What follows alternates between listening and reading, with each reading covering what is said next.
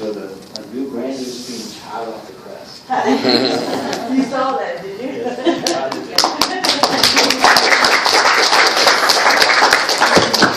It is hot off the press, actually. It was, when I was thinking about, coming and presenting here, it got my mind thinking, and I was going to take a little bit different approach.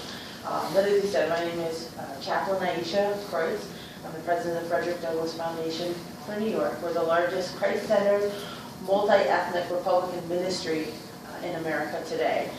And I always like to start off with three things before I get started. And the first is always just to thank God.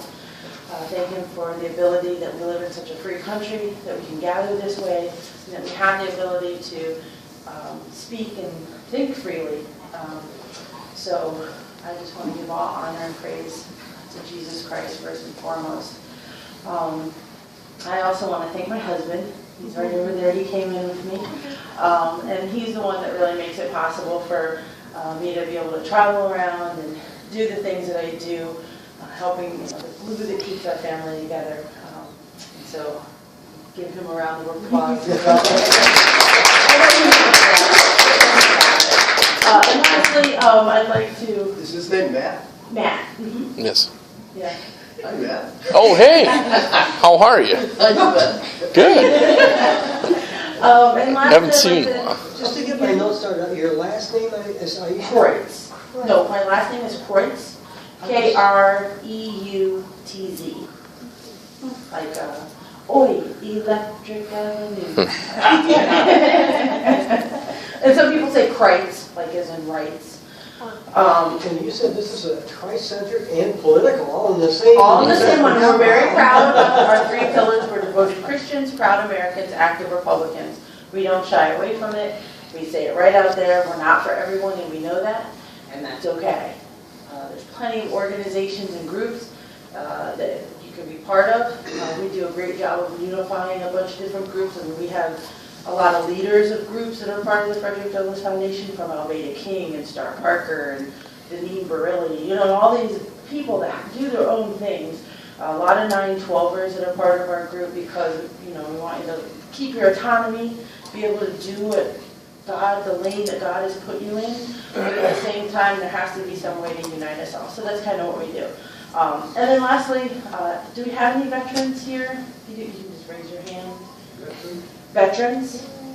And we can give them a round of applause as well. The same, I think it's very important, you're the reason that you and your families have sacrificed so that we can be here. And I always like to stop and give honor where honor is due. So I thank you very much from the bottom of my heart and my family that you were willing to do that. As I said, when I was asked to come present about the Frederick Douglass Foundation, I started thinking about all of the solutions to the problems in America that we come up with, but that go nowhere, because too often our society fails to execute good solutions simply because it doesn't actually understand the problems. Then the other day, on the last page of the National Review on Dead Tree, Mark Stein had a column. It's called Sharia's Protector, and Mark Stein reprised a story he once recounted numerous times in the last decade on Sir Charles Napier of Great Britain. During colonial times, General Napier was working with the British-occupied India, and he was being told about suti, which is a Hindu custom where upon death of a man, his widow is then burned upon the funeral pyre. In response to the question of whether this will happen while he was in charge, General Napier said he didn't get all like multiculturally squishy or anything when he was asked, or asked if he was going to witness this tradition. Instead, in Mark Stein's word, General Napier he said, "You say that it's your custom to burn widows. Very well. We also have a custom. When men burn a woman alive, we tie a rope around their neck and we hang them. You build your funeral pyre. Beside it, my carpenters will build a gallows. You may follow your custom and we will follow ours." These days, That's what we're missing. Cultural confidence. Without the confidence in our culture, we lose it. And that is what's happening on a daily basis. We're losing our great American culture because those who destroy America are now teaching our children. And now we're going to further federalize this indoctrination system by implementing Common Core, which among other things further teaches that America was founded upon evil people and is indeed evil in itself. But on the other hand, we've heard all of our lives what a great country America is. And you have to ask yourself, well, which one is it? If America is the greatest, then it would also suggest that our culture is the greatest as well. In the words of Sarah Palin, you betcha. And that's where the Frederick Douglass Foundation comes in. We aren't infected with multicultural tendencies to pretend that our culture, that other cultures are better than our culture, and thus allow our own culture to be watered down and soaked in shame over some of the bad things that have happened in history. Bad things happen. Our goal is to edify, educate, agitate, and empower people. But let's consider the left's method of bringing down America. The left runs the Democrat Party today and has no doubt infiltrated the Republican Party, just as the liberals have infected the church. And it's no secret to any of us that the liberal progressives are trying to destroy America in any way possible. They're coming at us from 360 different directions, 24 hours a day, and it's up to us to stand up for the truth of God's Word, as well as taking back our party. The Republican Party has been shamed into cowering and biding its time rather than exhibiting the cultural confidence that General Napier had spoken about. It's up to us, we the conservatives, Tea Parties, libertarians, and alike, who are on this, who are on board with freedom, to conserve that which is great about the founding of America. It's constitutional conservatism which unites us. We need to go over the heads of the liberal institutions. The Obama administration is filled with something Frederick Douglass Foundation Mac writes likes to call bureaucratic sclerosis, or BS for short.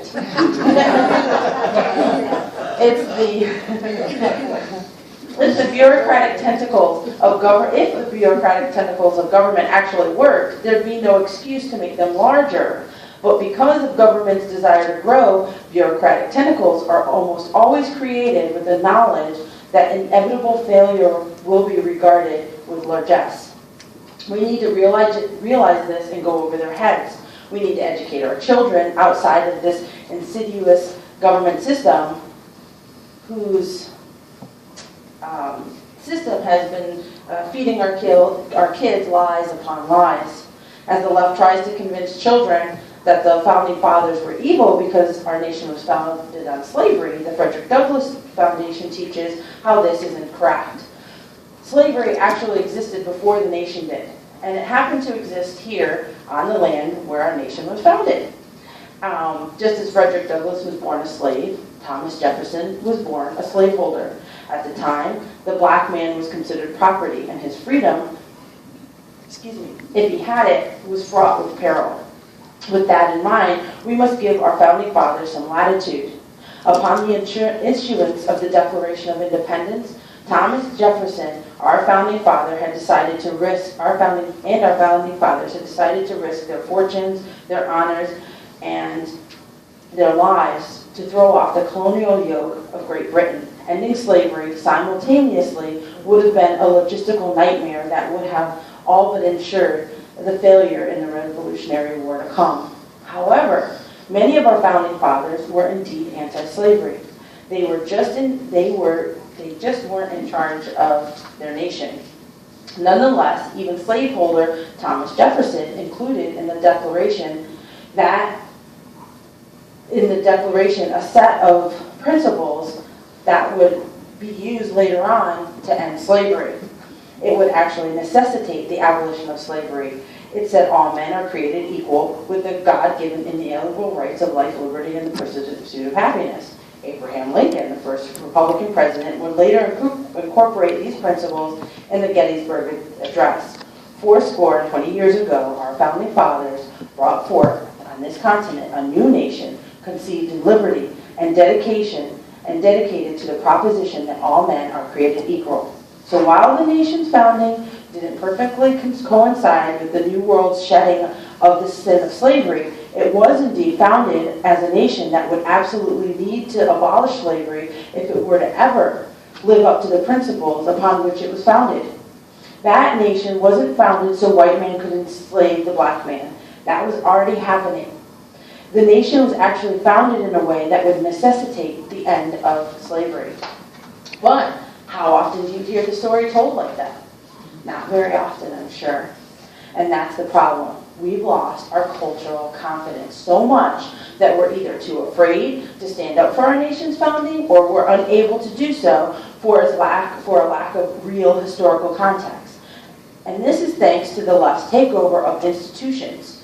This is where we come in, with programs like David Barton's American History in Black and White, seminars to teach you how to systematically engage people who have never heard or even considered these truths before. It's a chicken and the egg story. America didn't create slavery with its founding, but it did indeed adopt the principles in its founding that would later be used to eliminate slavery. How can the founding of this country be considered evil if that's the founding? Keep that in mind when confronted with the left's arguments for redefining marriage. The meaning of marriage came from God. It existed like slavery before the founding of America.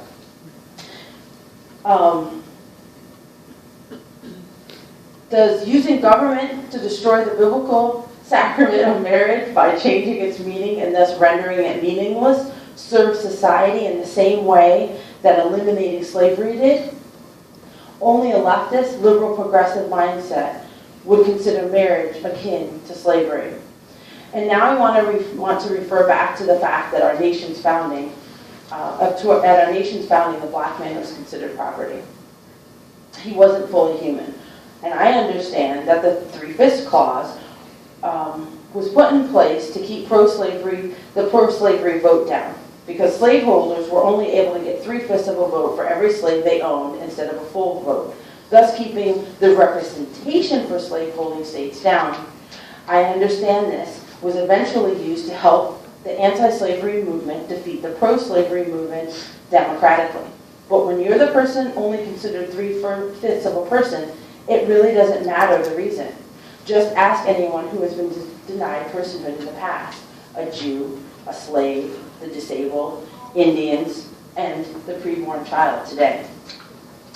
When a man isn't considered a person, but rather property, it's very easy for other men to whip, beat, rape, lynch, slaughter, and exploit that man. And with that in mind, I want to give you a brief overview of one of the things that we at the Frederick Douglass Foundation are working on. Amongst the other things, it's called the Black Personhood Initiative.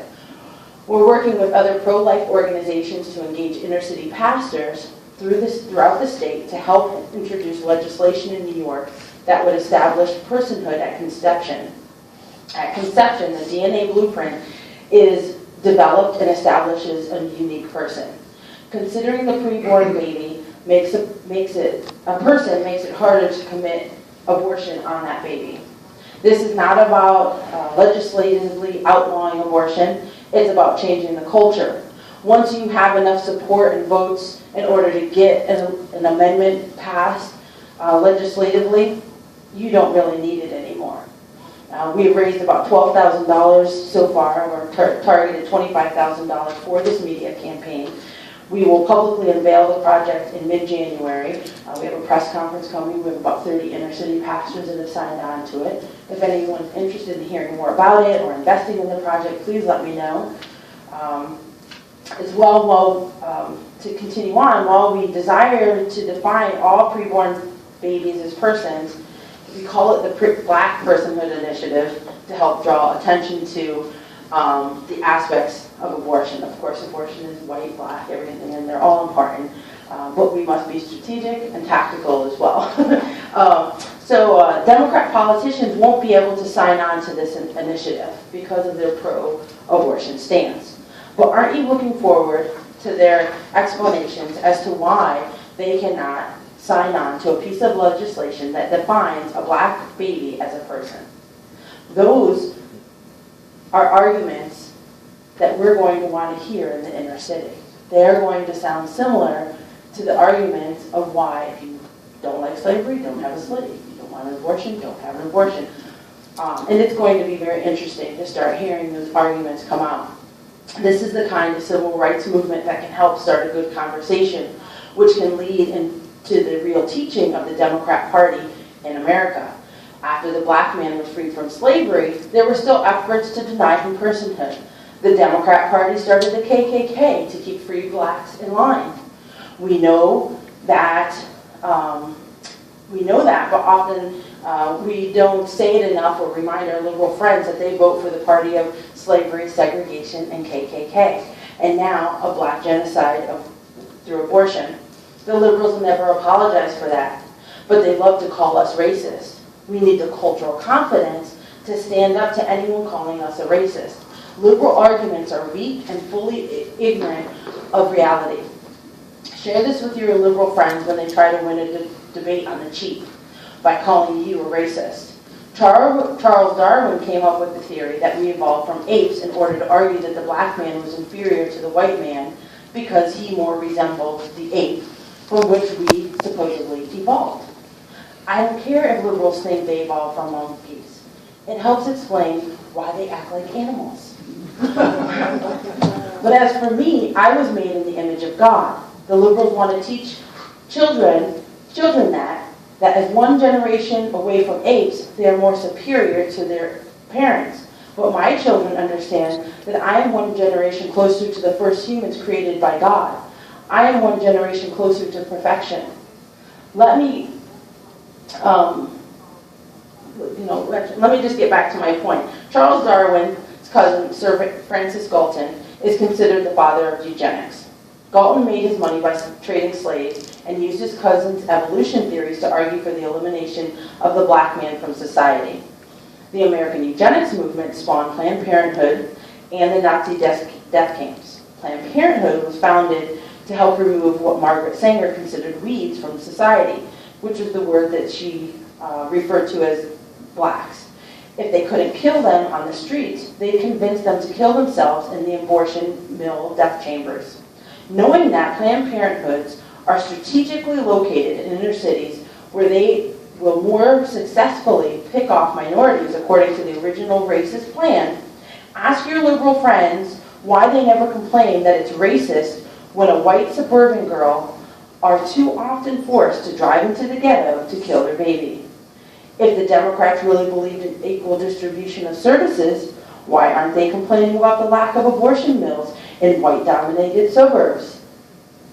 We know the answer, but let the liberal try to figure that one out, or for that matter, argue their way out of that one. Keep this in mind too. The company that makes Zyklon B, the gas the Nazis used to kill the Jews, also makes RU-486, the chemical abortion pill. Today in America, 1,200 black babies are killed every day in abortion mills. According to the Tuskegee Institute, in 86 years, the Democrats Party, KKK, killed about 3,600 blacks. Today, in the Democrat Party's abortion mills, they kill about that amount of babies in 3 days.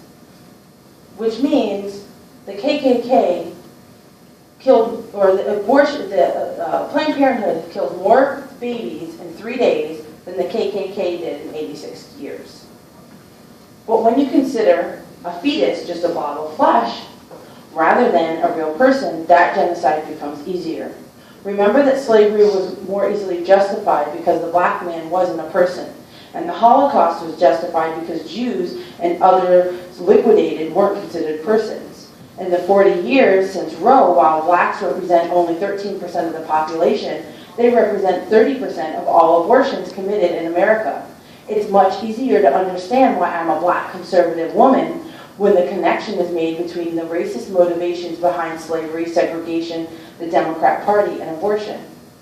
Like Frederick Douglass, I will not yield to the left's determined efforts to culturally wussify America into a third world nation of non-persons devoid of cultural competence because they allowed their culture to be destroyed one aspect after another.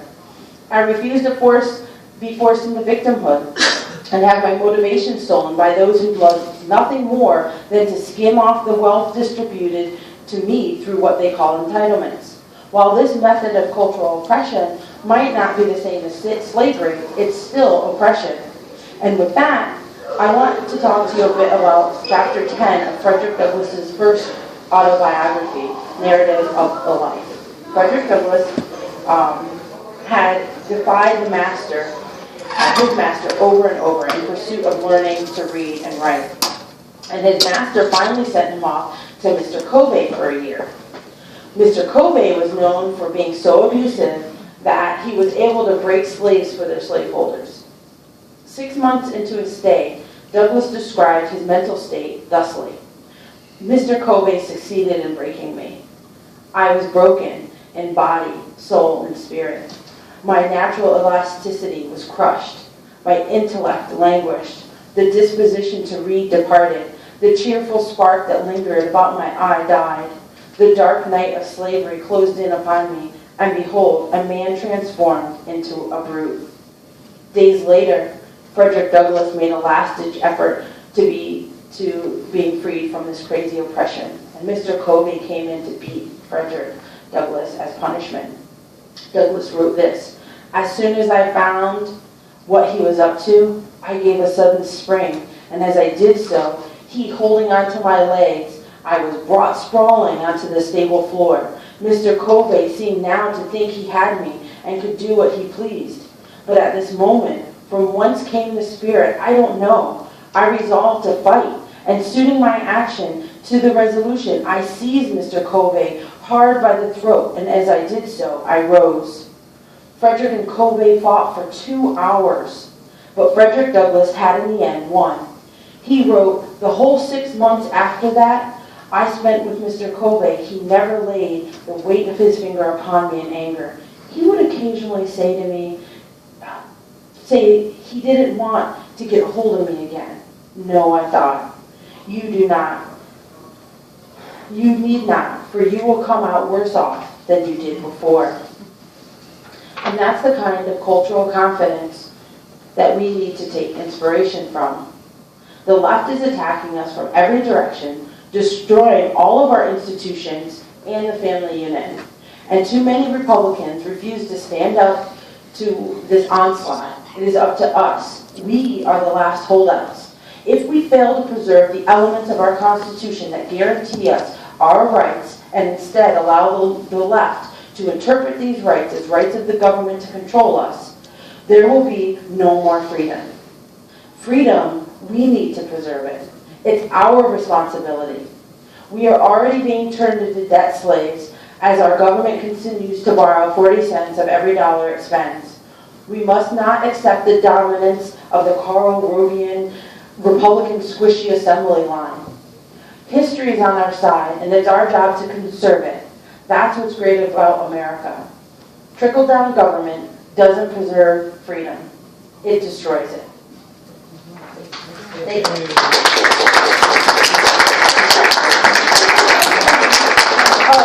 And that's pretty much, again, we have some other stuff. Did you bring that in? I don't know what you mean.